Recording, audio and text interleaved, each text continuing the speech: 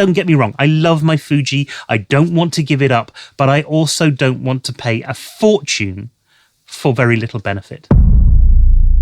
A few weeks ago, I made a video about why I wasn't convinced about the Fujifilm X-T5, and I strongly suggested that I wouldn't be getting one myself. In fact, I didn't intend to get an X-T5 until about a week ago, and then all of a sudden, I did. What changed? I thought I'd use this opportunity to explain my actions and as a follow-up to my previous video and some of the comments that it received. First of all, the elephant in the room. I said in the previous video that people shouldn't buy into the hype and just get a camera unless there was an actual benefit to them. Well, I didn't. You see, I run a business, and part of the business is any income that I get from this channel and from my photography. You know, I've sold some prints before, I've exhibited in a few places. I also make online courses, and that means that I have to produce a ton of video over the course of the year. So the kit that I use to do that is incredibly important. Coupled with that, when I make videos about Fuji, more people watch them than when I make genuinely interesting videos about some obscure film that I once saw and how its camera work changed my life. Which is why I don't do that sort of thing very often. But if you're interested in that sort of stuff, then you really should check out the videos that I've linked below about what cinema can teach us about photography.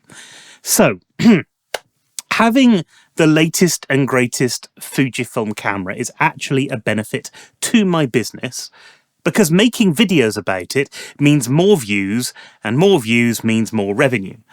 Well, we're also coming to the end of a financial year, and that's the time when businesses use up any excess profits on new equipment so they don't fall into higher tax brackets.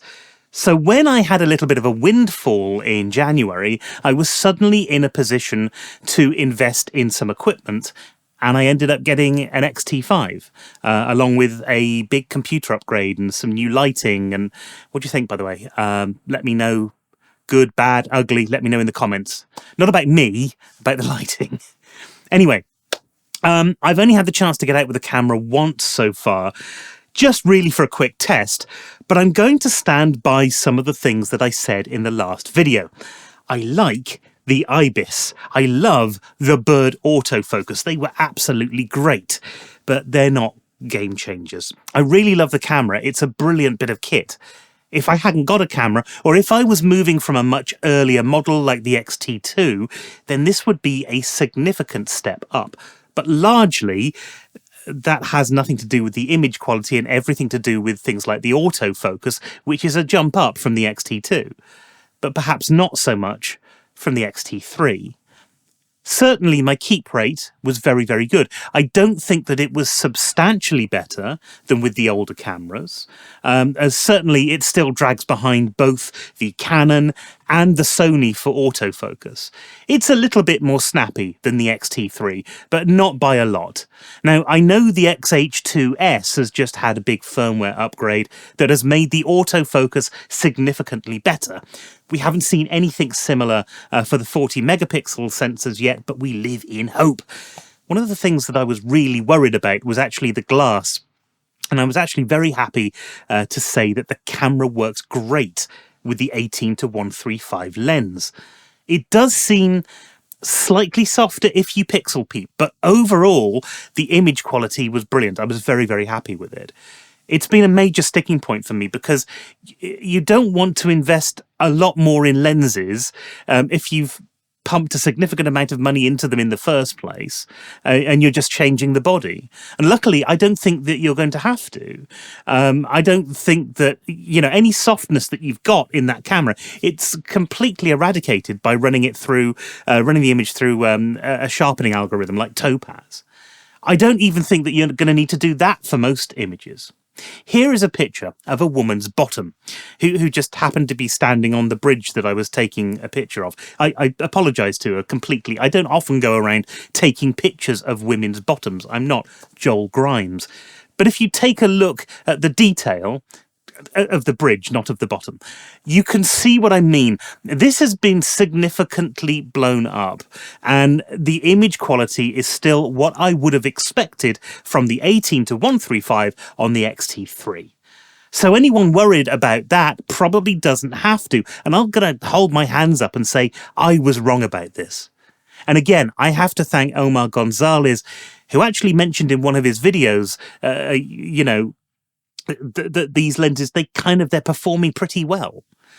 And just off on a tangent, that's the sort of stuff that I always think people need to know about with cameras.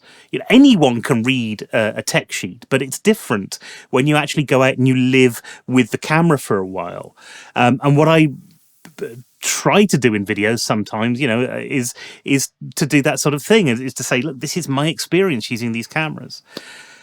So, on to some of the comments. I had more than one person suggest that the X-T5 was the greatest camera in the world. It isn't. It's fine. It's very good. It's not the second coming. It's not even appointed by God to be his photographic champion.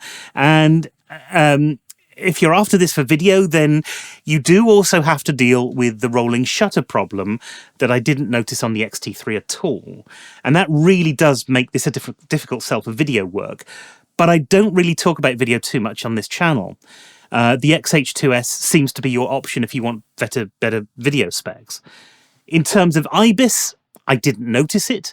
Maybe I will in the future. I mean, I was shooting relatively stationary birds and I was using a thousandth of a second shutter speed. But then, of course, IBIS helps hold the camera steady. It doesn't stop the movement of the subject. Honestly, had I bought this camera for the IBIS, I'd probably be a bit disappointed. The 40 megapixel sensor as well, it's very, very impressive. The image quality is great. But again, it's not a significant improvement over the X-T3. But I do want to make this quite clear. I do like the camera, and it's fantastic for the price and the functionality. A lot of people in the comments thought that what I was saying in the original video was that the camera wasn't any good, and that's really not what I think at all. The camera is excellent. What I struggle with is when people then say how much better it is than other Fuji bodies. And I'm sorry, I'm just not seeing that. Had I moved from an older DSLR or an older mirrorless system, well, maybe this would have been an absolute game changer. As it is, everything's really nice to have, but it's not a must-have, if you see what I mean. And a lot of comments were very positive about the last video, and I really enjoyed hearing about people's setups and why they were choosing or not choosing one camera or the other. I did feel that some people almost wanted to justify their purchase of an X-T5, however, and you really don't need to. People will choose the products that are right for them in the end. If you can see a benefit in an upgrade and you've got the money for it, go for it. What I was trying to warn about in my video was about buying into hype and just upgrading for the sake of it. And there's plenty of people out there making the upgrade for very valid and totally understandable reasons. So, I'm an X-T5 owner now, and I'll start to release videos eventually about the camera. And there's some questions that I want to ask and to answer on those videos. I hope that you'll consider joining me on that journey. And until next time, thanks ever so much for watching, and keep taking those photos.